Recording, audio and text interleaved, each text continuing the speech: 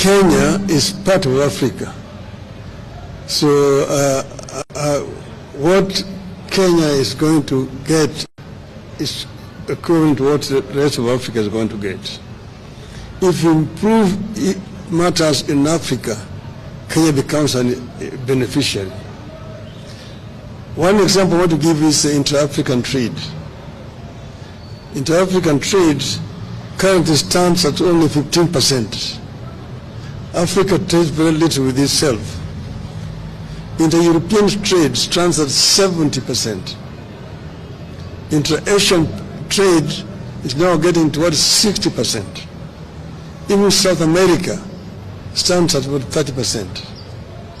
But Africa does not trade with itself for reasons, some of which are actually solvable, or problems solvable. You see, there are non-tariff barriers which have been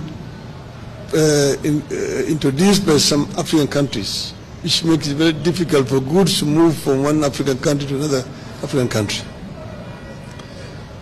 Secondly, there is infrastructure challenges that makes it very difficult for Africa to trade with itself.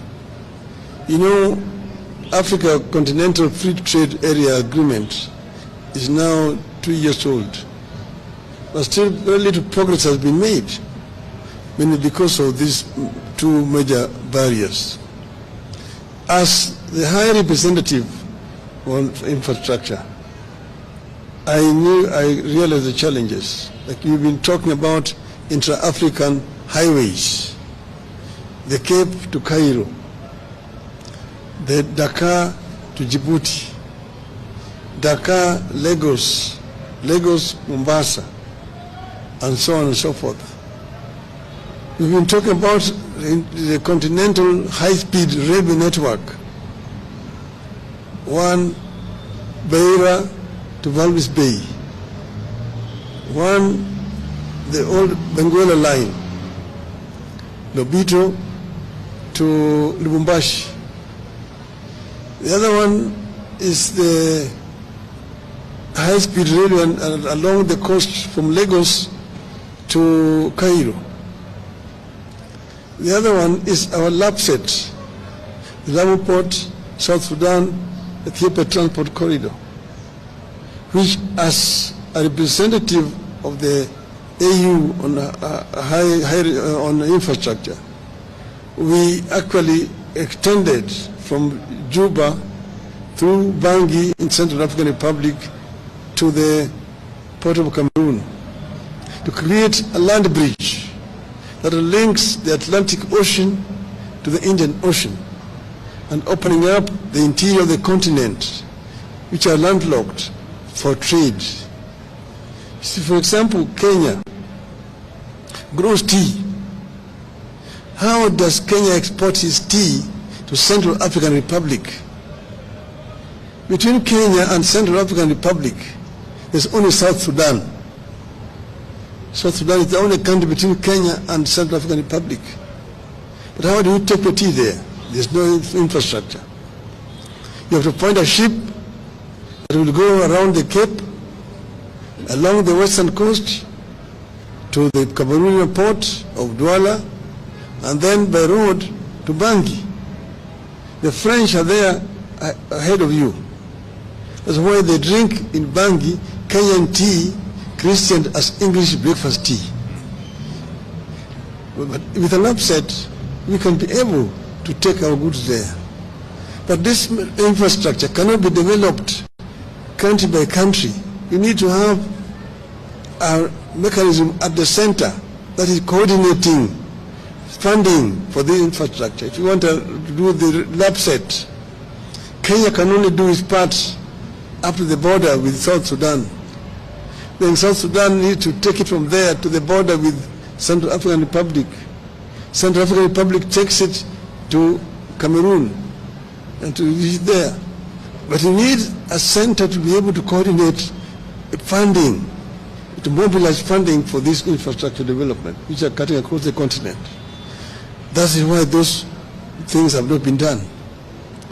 That's why even the trans-African highways have not been done. and so on. So we are also talking about the high-speed fiber optic network connecting all the African capitals. We're talking about open skies, to be able to move freely in the African airspace without so much impediment. At the moment, traveling across Africa is a major problem. Recently, when I was going to the funeral of the president of Namibia, we chartered an aircraft here. We had to spend 3 hours at Wilson Airport waiting for clearances of airspaces, the transit countries. You have to get a clearance to fly over Tanzanian airspace, DRC, Zambia, Botswana, and Namibia itself. And it's expensive. The other day, I was in Salam, going to Niamey, Niger. There, you had spent 10 hours waiting. You need a clearance over Uganda, over DRC, over Central African Republic, over Cameroon, Nigeria, and Niger. And that is what is making the air transport in the continent so expensive. It is easier to move goods by air. It is easier to put the facilities across the continent. And then have also an African continental air traffic control. In Europe, you only need one permit and you can fly all over the countries of Europe. Here, you need to get permission from Nairobi, Dar es Salaam, Kinshasa, Lusaka, nearly going down those sides. So all these are what is making inter-African trade difficult. I've told you about the issues of visas. It's another problem, and so on and so forth. We've been talking about making the Nile River navigable, so that you can be able to move from the Mediterranean Sea to Lake Victoria. Ships can move from Europe and don't have to go around the Horn to come to our coastal side. You can go right on the Nile to Lake Victoria and land there in Jinja, in Kampala, in Kisumu, and in Mwanza. Those are some of the projects that could be done.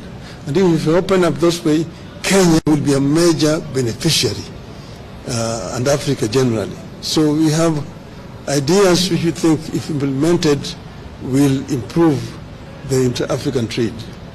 Thank you. Asante sana. Thank you so much, Your Excellency. In the interest of time, Your Excellency, we are unable to take more questions because the Prime Space is needed somewhere in Nandi in the next few. More.